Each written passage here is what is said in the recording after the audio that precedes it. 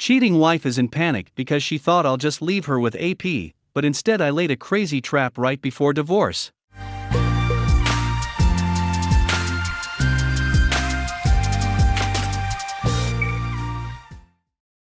When I got divorced, my alcoholic wife of 18 years had started another affair, this time with her obsessions counselor, my lawyer, and I laid a trap for them. Just in case you don't know, intimate relations between a counselor and patient are very frowned upon by the regulatory bodies. And I was more than pissed after putting her through rehab, $25,000, which I didn't have to do, only to have her fall back into her old behavior. Shortly before the divorce was finalized, I filed a complaint with the state body licensing health professions. Knowing they were in some peril because of their unprofessional relationship, I had already gotten him fired from a major teaching hospital. She had backed off her exorbitant demands. I paid her a very modest settlement, kept the house, got custody of the 3 teenage kids, plus got child support. Her lawyer naturally included a clause in the divorce where I had to agree to not say anything negative about her lover and their relationship. But the lawyer ducked up and never asked if I had already filed charges and thus didn't require me to rescind them. Her lawyer had assumed I was just bad-mouthing them to neighbors and friends, and it never occurred to the lawyer that we were doing much more. When the Board of Health Professions responded to my complaint shortly after the divorce was finalized, I told them that it would take a subpoena to get me to testify. A subpoena trumps an agreement in a divorce settlement. They were happy to oblige. They stripped his license and placed him on a register of sanctioned health professionals. He never worked again. They were broke in a handful of years and she divorced him when the money ran out. In the interim, his mother had passed away, leaving a fair-sized estate, so it took longer than I expected. Oh, and the frosting on the cake was that his wife and I traded notes, notably hotel receipts from the time of their affair, that helped each of us in our respective divorces. Justice was served. We have reached the end of the story. Let's listen to some of the comments by our Reddit listeners. Comment 1.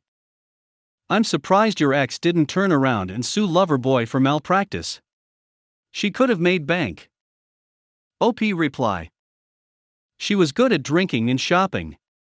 With both of those activities, she must have been trying to fill a huge emotional hole in herself. I doubt if when that marriage ended he had anything to sue for. Since his license had been yanked, I doubt it very much if he kept his malpractice insurance. Comment 2. Someone's probably going to argue semantics of the word trap, but here goes. It's where he'd already started the ball rolling on saying anything negative about her ex-wife and her lover, counselor, before he was expressly contracted not to by the ex-wife's lawyer.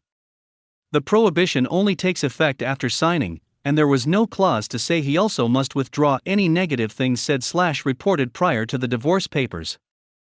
OP simply let things take its course and waited for the board to eventually get to his case. Comment 3. To be honest, it mainly sounds like you helped your ex ruin another man's life. OP reply. Can't claim credit for that. She saw him as her next meal ticket and rode it as far as she could. When the money was gone, so was she. My own view is that she spun him a story of the divorce settlement she would come away with to help seal the deal. I had a better lawyer than she did, even though he was less expensive than hers. I'm polite to her for the benefit of the kids, but that's about it. My life became hell when my girlfriend moved in and I found out she's just a. My girlfriend and I were dating for about a year before we moved in together. During this time, everything was great. I felt like she pushed me to broaden my horizons. We shared a few common interests and were amenable to experiencing our partner's unique interests and hobbies. We're both independently successful by our own right. I think that last bit, the part where she's an independent woman who doesn't need no man, is the quality I find most attractive in a life partner. We were spending more and more time together, and about 9 months ago we decided to move in together. Over the course of these 9 months, she's developed some behaviors that I'm just not feeling great about. She's become more needy. When I'm home from work, all she wants to do is be in the same room as me.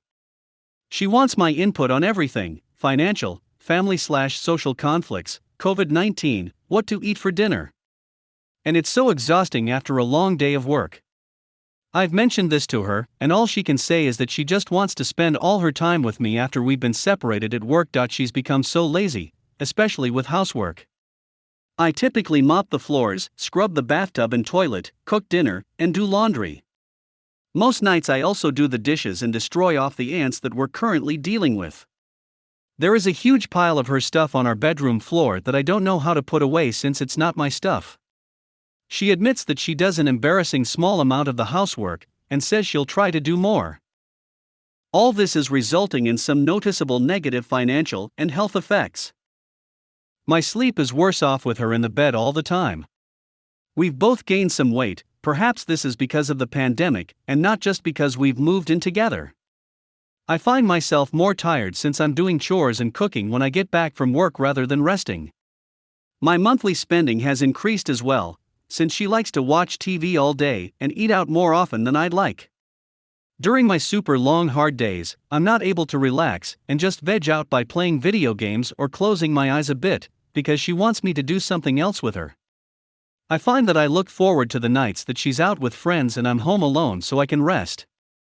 At least until she comes home drunk at like 1 a.m., and then wakes me up to give her a hug and a kiss before she drunkenly passes out. Like I was saying, my sleep has seriously suffered lately. Anyway, I was wondering if this is normal. Is it normal to be less attracted, maybe even disgusted by her new behaviors? Is it normal to feel like my life overall is worse than it was before? And I hope it doesn't get to this point, but if we conclude that we can't tolerate this relationship anymore, how do you break off a relationship with someone who has already moved in and doesn't have a place of her own? Girfriend sends this to AP 3 years into our relationship, so I'm just quitting. Me and my girlfriend have been together for close to 5 years now, and only recently I found out that she had feelings for another dude and wanted to leave me for him back in 2019. Basically, she decided to give me her Instagram password because she said she blindly trusts me with everything and has nothing to hide. She asked me to do a couple things in her account as she was a bit busy with schoolwork, and I was free because of winter vacations. As I was doing what she had asked me to do, I was curious to see what her ex-best friend thought about me as a person. For context, they have not been in talking terms for about 5 months now. I was aware that her best friend did not like me, but I was still curious. Knowing that my girlfriend said she had nothing to hide, I decided to read some of their DMs.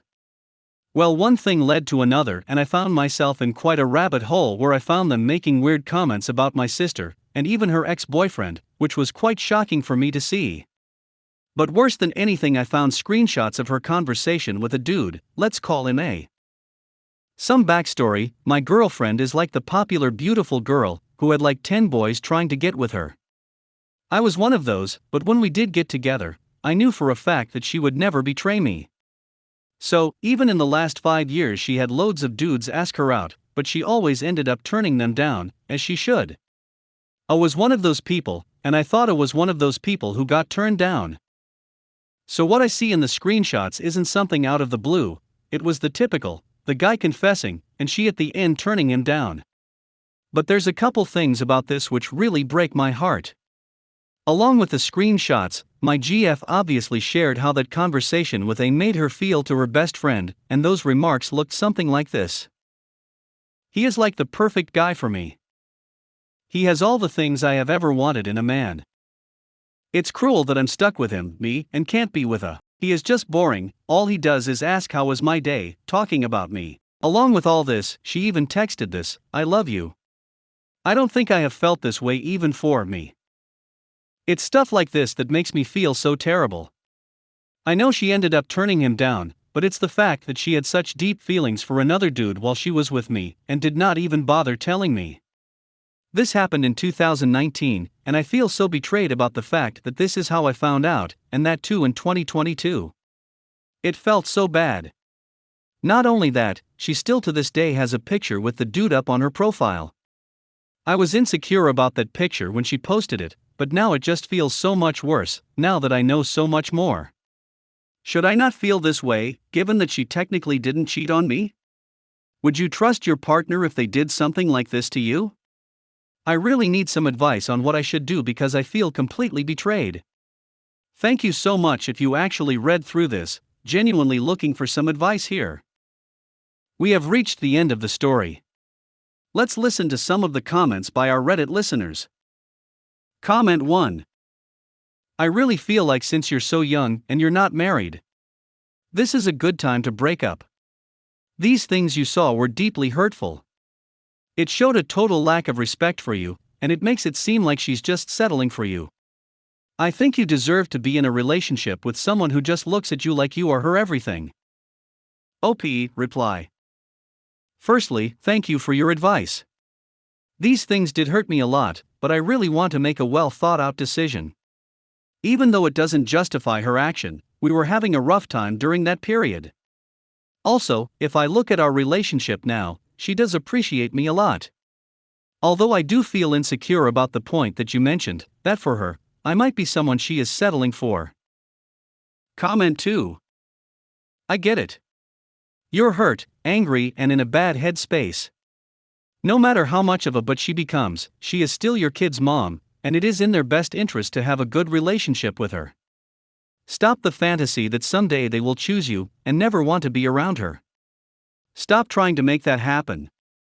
You will only make this worse for your kids.